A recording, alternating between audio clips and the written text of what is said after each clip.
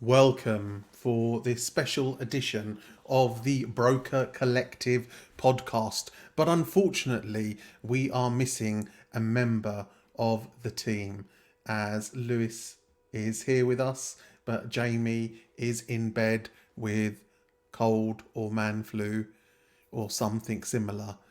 But we're joining on and jumping on to talk about 99% mortgages, Lewis. Indeed, it's quite a bold move by, well, potential bold move by the Chancellor. I'll be honest. Be I'm honest. not Always be honest. always be honest. Always be honest. I'm not dead against it. I know there's going to be You're issues. not.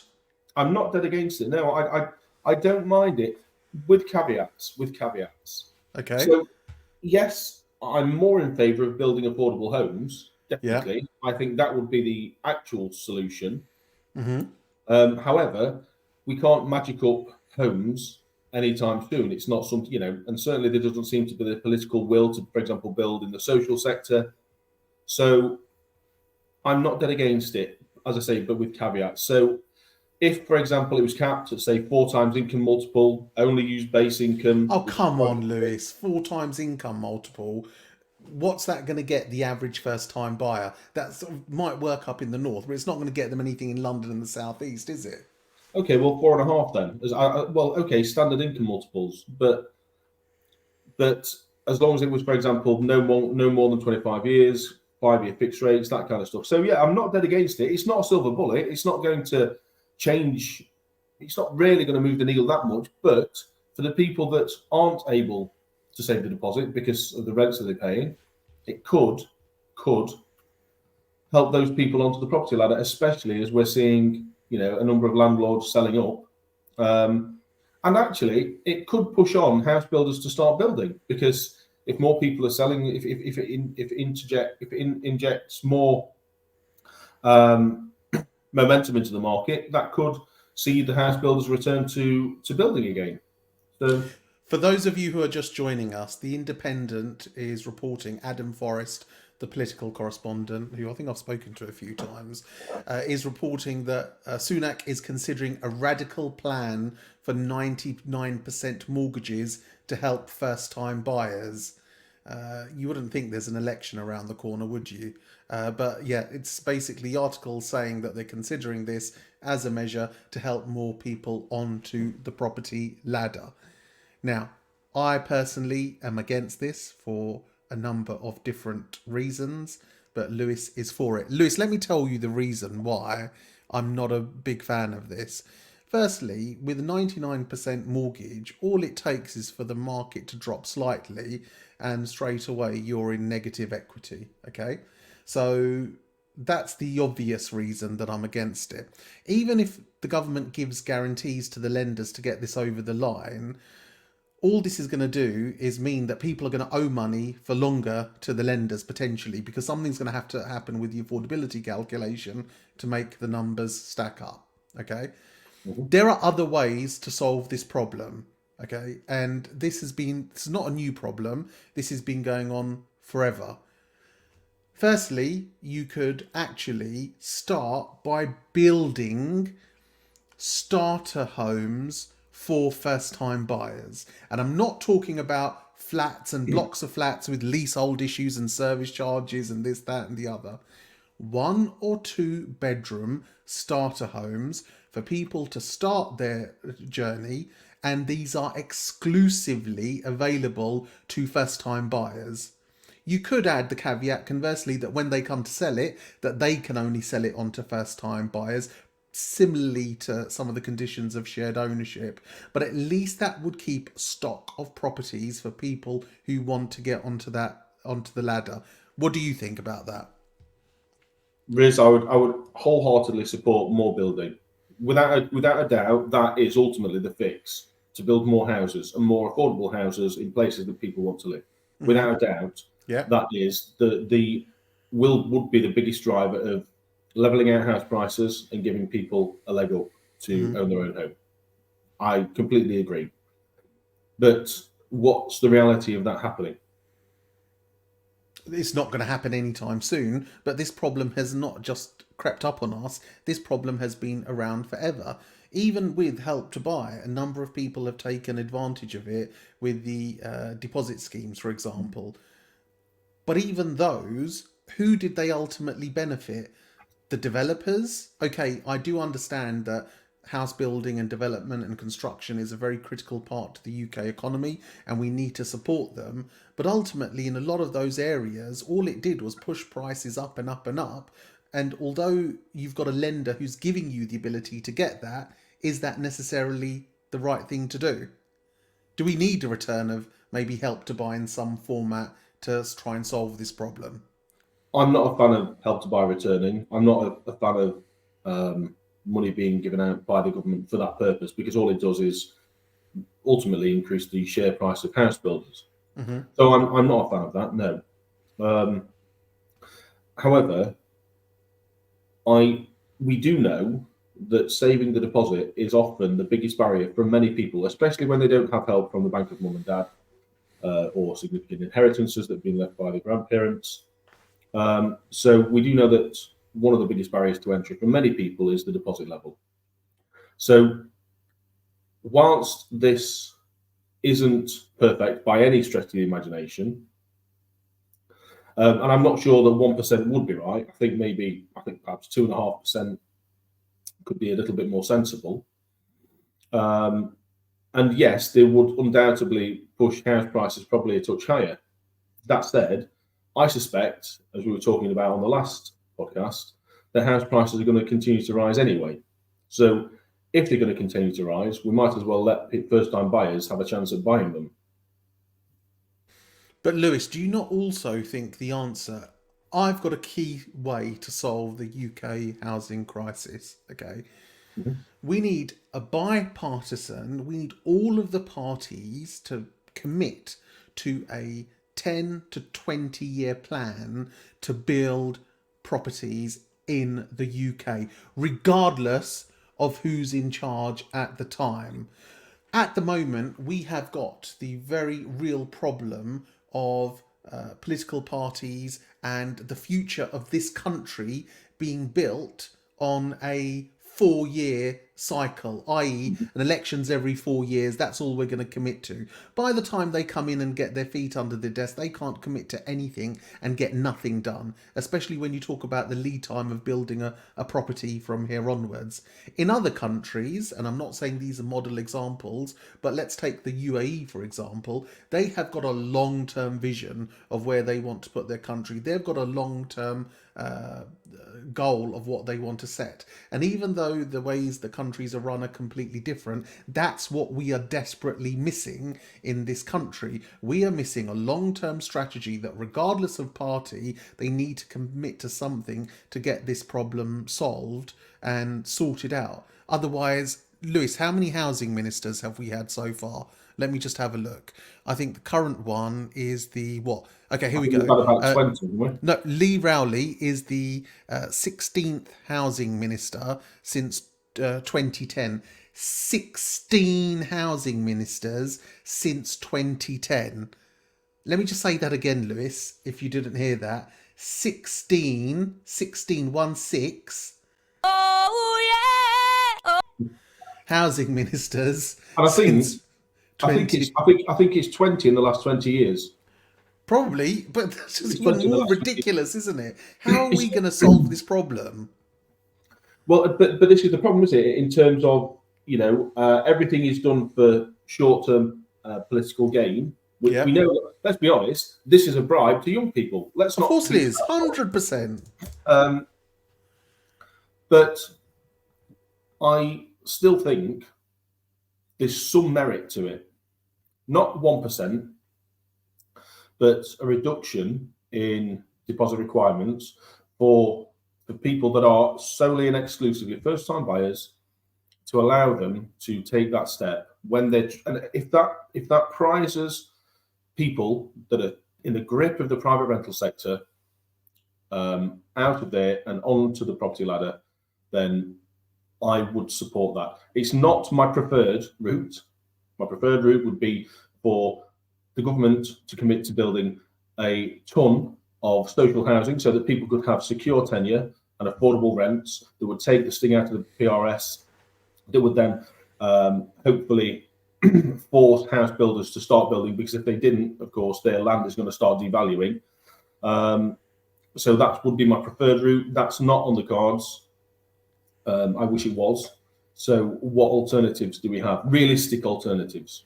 But Lewis, do you think this is one of the things that they're going to float out there? And between now and I think it was George Osborne on the Political Currency podcast said that I think mid-November is when they're expecting the election. Rishi himself has said it's going to be in the second half of the year. Do you think between now and then they're going to float these ideas to see what's going to grab people's attention, what's going to be something people can get behind to potentially include in their manifesto, and basically tell young voters what they want to hear to start picking up their votes? Yeah, of course. I mean, they're bound to do that because their back's against the wall, isn't it? I mean, by the looks of things, if the polls are to be believed, then the current Conservative government looks as though it's about to be demolished. No, not demolished, mate. Annihilated, massacred. I think are more apt words to use to describe their position. So, of course, if they're backed into a corner, they're going to do anything to try and cling on to power. Of course they are. And that's not necessarily a good, well, it's often going to be a bad thing, because they'll come out with policies that are potentially harmful, but in a bid to cling on to power. So that's bad. I think that's very bad, Lewis. I couldn't agree with you more at the end of the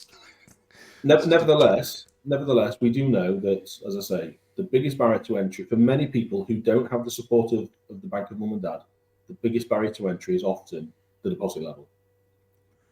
So anything to alleviate that in some way, shape, or form, I would be in favour of. For the simple reason, and I don't know if Lewis. I'm going to say Riz. one word to you: Northern Rock. But we're not two going words, for, actually. Firstly, sorry. 2 words, yeah. But we're not going for 100% loan to value, and I wouldn't support. You're not going for 100% loan to value. You go for 99% loan to value, mate. No, I would prefer, for example, 2.5%. I think 2.5% could work. I think 2.5% could work. Oh, come on, Lewis. With the economies at the moment, even though there is the expectation for property prices to still continue rising in the short term, plus or minus a couple of percent we could swing easily either way. If you remember 2023, some economists for some large mortgage lenders were actually predicting a 30% downward swing in house prices. So 1% is neither here nor there, is it? But if property prices fell by, for example, in that worst case scenario that you mentioned there, I know the company you're talking about. So their worst case scenario was potentially a 30% reduction in worst case scenario. However, if that happened, whether it's 2.5% deposit, 1% deposit, or 10% deposit, you're still going to be knackered. So, Lewis, if it happens, Lewis, we've got a LinkedIn user who's just says that they've just joined us part of the way through, but they feel like it's a bribe to younger voters, as we've been mentioning, without also highlighting the income multiple issue. Many people may be able to afford a 1% deposit, but will they be able to borrow the other 99%? And that's a very good point. And could they actually afford the 99%, especially if in the long term interest rates do go the other way, and we have the challenges like we did in 2023. Sorry. Lewis, the Financial Times yesterday also reports that we should have data out from the OBR in the forthcoming week, and it's going to see what the headroom is for Jeremy Hunt for the forthcoming budget in March, and seeing what he can actually give away and how big the war chest can be that he can throw at the electorate. Just like I think that this is something that is designed purely to favour votes, I think going forward there's going to be a lot of tax cuts ahead. Do you think on that vein then that if we do have tax cuts and there is an increased amount of affordability, what else could they do apart from 99% mortgages? What do you think?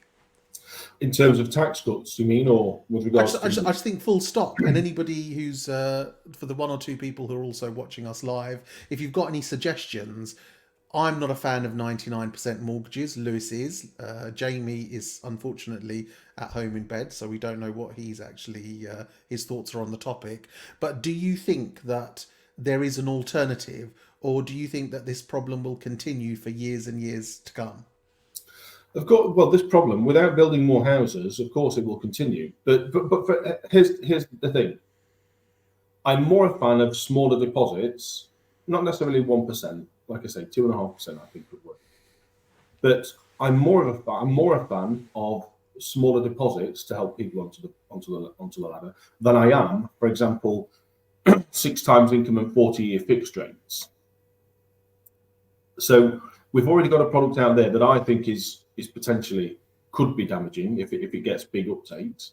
So I would prefer more people to be able to buy their home with a normal mortgage, perhaps with a slightly lower deposit threshold, because of course, the longer that so we've got a structural issue here, haven't we? In terms of we know that our population isn't growing hugely. Certainly, if they manage to stop immigration, I don't know why they want to do that, but if they did that, then of course the working age population is getting older. Now, everyone that needs to be drawing on a state pension, of course, needs people at the bottom paying the taxes in order to pay that state pension, because there's no big pot of money just labelled pension anywhere in the UK for the state pension. So if we don't have more younger people, then of course the tax take will reduce. Now, if people aren't able to buy a home and put down roots and start a family, they're not able to have children, and then therefore we've got fewer people paying tax. So we've got an issue here that really does need addressing, because it's actually a bigger issue than I think some people realise. If we don't have the workforce to pay the tax, who's paying the pensions? So actually, people at the older end of the scale should be supportive of, for example, any schemes that lead to more housing development. So this is why it's ironic that often NIMBYs tend to be of an older generation. But Lewis, could 99% mortgages ultimately result in fueling house prices, making them more expensive, and thus being the results being the opposite of what the government potentially is looking to achieve? Just going on to this article as well from The Independent, Adam puts in, he's said basically, Rishi Sunak's party is struggling to win support amongst young adults. Yeah, we can figure out why. Only 10% of voters under 50 intend to vote Conservative at the next election, with 60% backing Labour, according to the latest YouGov polls. Mm. Exactly. So, of course, it's just a bribe. There's no two ways about it. It's clearly just a bribe. But I go back to the whole thing of if people aren't able to buy a home, to put down roots, to have a family, to produce children that then become the workers, to pay the tax, to pay the pensions. This is why the irony of NIMBYs that don't want property built in their areas and nearby to them and all the rest of it is so counterintuitive, because actually they're the ones that want the pensions to be paid. And therefore, if we can't have this throughput of houses being built and people being able to buy a home, it all starts to break down. The social contract starts to break down. Anyone that's working a full-time job should be able to have a roof over their head and security and be able to look after themselves if they're working a full-time job. Currently, but that's the great British dream. But is property ownership an inalienable right that people should have? If you look at continental Europe, property ownership isn't viewed in the same way as we, view our castles as our home. Is this even a problem that needs to be solved? Well, in continental Europe, of course, for example, in Germany, where they have rent caps, etc., then that's fine. We can go one of two ways here. I don't mind whether people own the home or whether they have secure tenure. I think it's irrelevant. If they've got security and stability, then that's fine. So we either need to build a ton more social housing, or introduce rent caps, or we need to continue down the road they're on, build more houses and give young people a greater chance of buying their own home. Because buying your own home, we know that it comes with a huge range of health benefits, societal benefits. In terms of people that own their own home tend to have fewer health issues, there tend to be better educational outcomes, there tends to be fewer mental health problems. So it has a positive net effect on society as a whole. So anything that encourages people to be able to buy their home, I think is a positive. This isn't the best way of doing it, but if this was combined with a huge house building program, it could be. It's the quickest way to do it, and It's the even quickest way to do it's it. even not even doing it. It's suggesting that you will do it to gain favour. This is the part that I don't like it, because this isn't a problem that's come up and just bitten us in the backside on the 21st of January. This is a problem that's been there for some time. I don't think Help to Buy was the solution at all. I'm not even sure that shared ownership is the solution. We've got a few clients who've had shared ownership mortgages, and only I think one that I'm dealing with at the moment even is talking about staircasing and actually going up to increase the amount that they own, and complaining about the value that they're paying in the rent element of that shared ownership contract.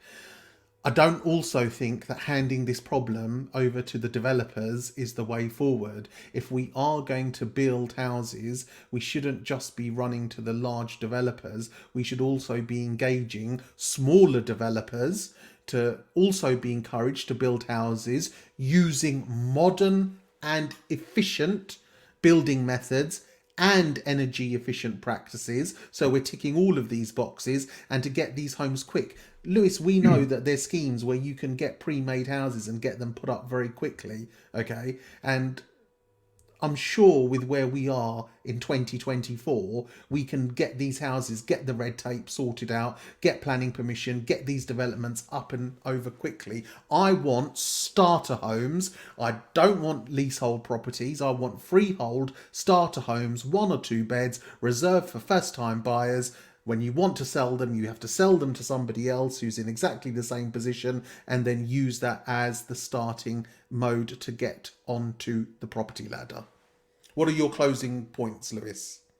I would say there's a surefire way to get house builders to get house builders building houses.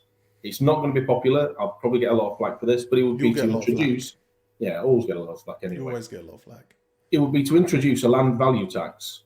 If you introduce a land value tax, where all the land that is banked is now then sitting on their balance sheet as a liability, as soon as you introduce that, they will start building. Because But then then, conversely, I agree with your point, but you have to make it easier for them to build property and not have this ridiculous system that we have in this country of red tape and this, that, and the other. And there was a newt on the land 1500 years ago or something like that. We yeah. need to fast track this, and we need to get it done now. It can be done quickly. We can start seeing the benefits within a 4-year government's time horizon, and we need commitment that this is not just a pledge that they're doing to win votes, but house building, bipartisan agreement that the UK needs a housing strategy for the next 20 years, I think needs to be put on the agenda.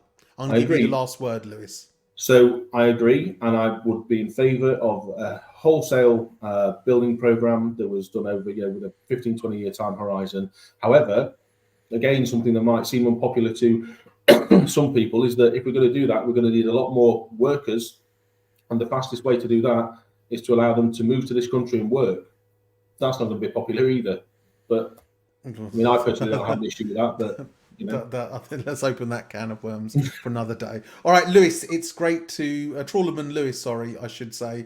It's great to have you on. It's Sunday, the 21st of January, 2024. Lewis and I have jumped on because the Independent are reporting that Rishi Sunak is considering 99% mortgages to help first-time buyers, and we just thought it was worthwhile to come on and share our thoughts while this story is afresh. We hope the third member of our trio gets well. So Jamie, shout out to you. We know that you are in bed at the moment, so we wish you a speedy recovery, and we will shortly be posting episode 2, which we only recorded on Friday, of the Broker Collective podcast onto YouTube and other platforms, but it is already available on Spotify and on Apple and wherever you get your streaming services. The Broker Collective is for brokers, by brokers.